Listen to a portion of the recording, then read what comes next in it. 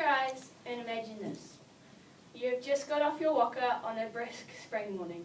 You're about to meet the village chief from across the lake. In my case, this would be Lake Tutira or Lake Taupo. To formally introduce yourself, you would say something like this. Kia ora koutou katoa. Ko tiria kura te maunga, ko mohaka te awa, ko mātātua te waka, ko rongo pai te wharenui, ko piriwiri tō te wharekai, ko te harato te marae. Ko Ngāti Kahungunu me tūwhare tō ngā iwi, ko Ngāti Heneuru te hapu, ko te rangihi o te tangata, no Tutira. Ko Tony Pula tuku mātua, ko Lavi Pula tuku māma, ko Jared Pula tuku tuapano, ko Emily Pula tuku ingoa. Nō reira, tēnā koutou, tēnā koutou, tēnā koutou katoa. This is only some of my backstory. Do you know yours? Let me ask you this. How many of you in here know your PPH? If the Ministry of Education statistics are correct, all of you should have your hands up, because it is compulsory for Te Reo Māori to be taught in primary schools. Legally, Te Reo Māori should be taught in all New Zealand schools, or at least be an option like French and Spanish. The next step can be integrating it to be a core subject. I know that there will always be people not agreeing with this future decision because they believe it's not important to be learning it, and since it's only used in New Zealand, it's not necessary. But I believe it can be done because it has been done with other Indigenous languages. Take Welsh, for example. The Welsh language was made compulsory in 2000. Since then, the language has seen a huge revival. Similar programs have been implemented in Ireland and Malaysia. Malaysia is even considering having the Malay language as a requirement for citizenship. These other countries have saved their Indigenous languages. Now it's time to save ours. How many of you are interested in today? Put your hands up.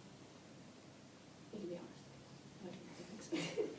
I feel like not everyone's hands are up because of the age-old assumption that you need to be Māori to learn Te Reo, or you need to know Te Reo to identify as Māori. However, this is untrue. You just need the passion to pursue the language and culture. There's but one downside to making Te Reo compulsory, and that is there are not enough qualified teachers, and not nearly enough funding for the teachers. An example of this is from my own personal experience here at Woodford. At the start of 2018, I was real keen to start learning Te Reo. Get to the classroom, and there's my matron, Miss Slow. At first I was confused, but then realised that she was actually my teacher. The first thing she said to our huge class of 4 students was, "I'm not qualified, I haven't taught this in a few years, and I've only taught primary school students, not high school students." This is an example of why we need more teacher funding. Although Miss Lowe was trying her best to teach us, it felt like we knew more than her and that she was learning with us, not helping us. Now this isn't a roast Woodford session, but I believe that if the interest in the beautiful language is risen, then the government will have no choice but to raise the funding and provide us and the next generations to come with the resources we need to connect with our roots. How many of you actually like sitting in a classroom doing work? This is a problem in itself. Young people, our generation, don't like sitting in a classroom doing work. Some of you might ask why this is, and it's because it's boring. It's boring having a teacher stand at the front of the class writing notes on a whiteboard while you fill out worksheet on top of worksheet. So how can we make learning Te Reo more enjoyable? I say we as Woodford House should follow in the footsteps of Westlake Boys High School and have an annual marae trip.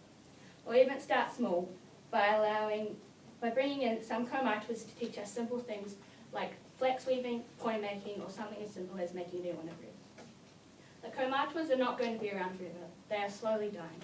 And because we haven't applied ourselves to listening when they told us stories about the old days, or listened to them when they said whakarongo mai, I believe that this country's rich heritage, culture, and language is going to die alongside with it. In conclusion, I believe that we need to change people's fixed mindsets about Te Reo and educate them on how useful the language is.